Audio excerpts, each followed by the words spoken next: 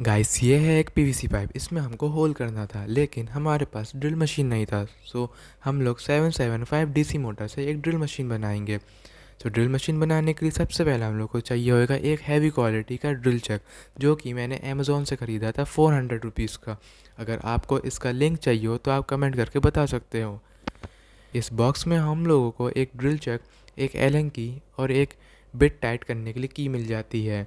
और गाइस अगर आप चैनल पर नए हो तो इस चैनल को सब्सक्राइब कर सकते हैं और वीडियो को भी लाइक कर सकते हो। तो गाइस सबसे पहले हम लोगों को मोटर पे ड्रिल चक माउंट कर लेना है। इसमें सिंपली स्क्रू को टाइट कर लेना है।